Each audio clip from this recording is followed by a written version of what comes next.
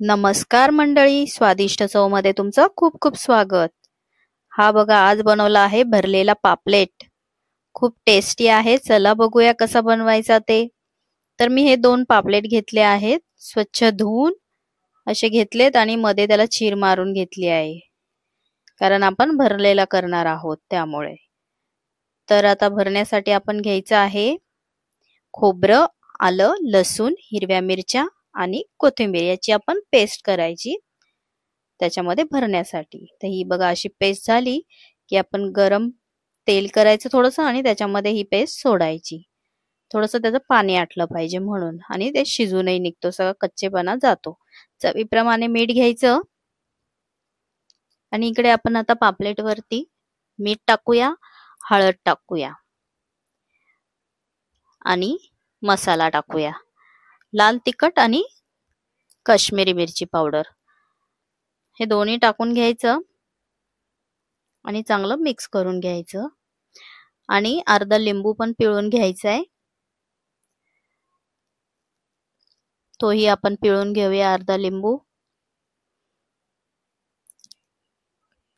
आणि थोडा वेळ ठेवून द्यायचे. नंतर हाही मसाला चांगला थंड झाला की त्याच्यामध्येही आपण लिंबू पिळून घ्यायचं आणि ते त्या पापलेट मध्ये भरायला घ्यायचं. चांगलं मिक्स करून आता ह्याच्यामध्ये आपण भरून घेऊया.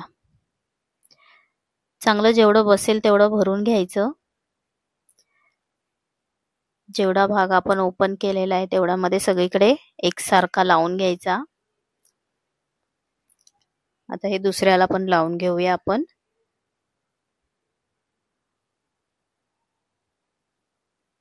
व्यवस्थितपणे लावून घ्यायचा सगळा.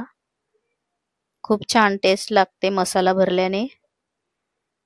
हिरव्या मिरचीची टेस्ट, आलं लसूणची खूप छान लागते असं बनवल्यामुळे. तर असं भरून घ्यायचं, हलक्या हाताने प्रेस करून घ्यायचं. तर त्याच्या कोटिंग साठीची तयारी करूया आता आपण. तर हा मी घेतला आहे बारीक रवा, त्याच्यामध्ये थोडंसं लाल तिखट, हळद आणि मीठ. हे चांगलं मिक्स करून त्याच्यामध्ये ना आता पापलेट हलक्या हाताने दाबून हे करायचं, नाही तर आतमध्ये मसाला भरलाय तो बाहेर येईल. असं प्रेस करून चांगलं त्याला कोटिंग लागलं पाहिजे सगळीकडून. तर हे आपण फ्राय करायला टाकूया. दुसराही असाच तयार करून घेऊया आणि तोही फ्राय करायला घेऊया. लगेच हलवायचा नाही, थोडंसं व्यवस्थित शिजून द्यायचं एक एक बाजूनी, मगच हलवायचा, कारण तो भरलेला आहे. चिमट्याच्या साहाय्यानेच करा, म्हणजे पटकन उलटता येतं. हे बघा, त्याचं कोटिंग निघालं नाहीये व्यवस्थित. सगळीकडनं रव्याचं कोटिंग आपलं छान लागलेलं आहे. तर तुम्हीही अशा प्रकारे ट्राय करा. आणि आवडलं तर लाईक आणि सबस्क्राईब करायला विसरू नका. हे बघा कसं छान खरपूस भाजून झालेलं आहे. लिंबू पिळला वरून की खूप स्वादिष्ट लागतो. तुम्हीही नक्की ट्राय करा. Thank you.